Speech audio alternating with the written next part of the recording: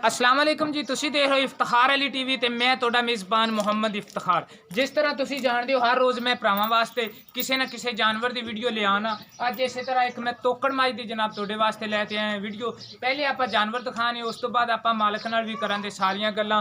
जनाब माशाअल्लाह जानवर इन्हां दा खूबसूरत ते सोहना है। नाल नाल तुसी जानवर वेखी चलो, नाल नाल मैं तुहानूं इस जानवर दीयां गल्लां दसी चलदा। भाई मंजूर की हाल है जी? ठीक है जी, तबीयतां सेहतां? शुक्र अल्लाह दा। ते ए भाई मंजूर मझ नूं किन्ने चिर ते चेक करवाया है भी इहनूं हुण आपां गब्बन फंडर चेक कीता किन्ने दिन हो गए? 3 महीने। 3 महीनों ते हाँ जी। ठीक हो गया। ते ए मझ निकली है वेली ते तुसी ठीक है।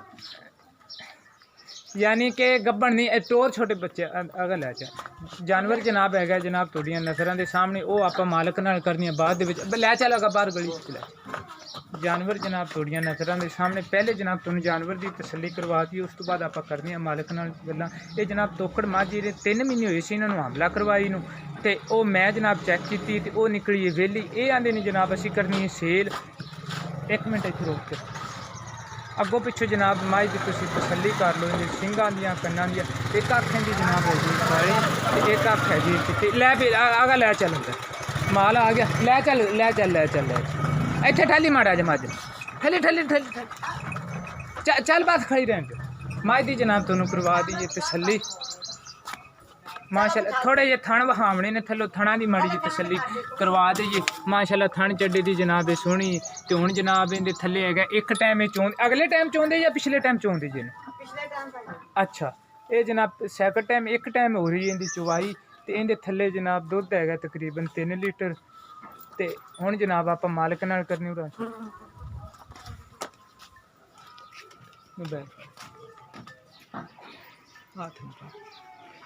भाई मंजूर की हाल है? ठीक है जी, तबीयतां सेहतां? शुक्र अल्लाह दा। भाई मंजूर ये थोड़ी मझ किन्ने सूए सूई है हुण किन्नवां सूआ ही नहीं अगर सुने जाए? तीसरा सूए। 3 सूए थोड़े कोले सूई है हाँ जी। ते हुण मझ हैगी थोड़ी वेली हुण इहदे थल्ले किन्ना दुध चोंदे? 3 किलो। 3 किलो चोंदे पै जे एक टाइम? एक टाइम। ठीक है। ते इहदा केड़ा प्यार मुहब्बत वाला रेट है ना तुसी ओ ही करना है, एवें लोकां नूं डरावना नहीं। इंदा 1,10,000। 1,10,000 रुपया यार जे अगर कोई मेरा भरा है भी कोई इहदे च कोई प्यार मुहब्बत होनी चाहिए। वादा घाटा होया कुछ होने ना कर लांगे कोई तुहाडे। प्यार मुहब्बत करो दे। हाँ जी। मैं उम्मीद रखा दा भी मेरी अज वाली वीडियो आवे दी तुहानूं पसंद। मेरी लोकेशन हैगी जिला पाकपतन तहसील आरफवाला।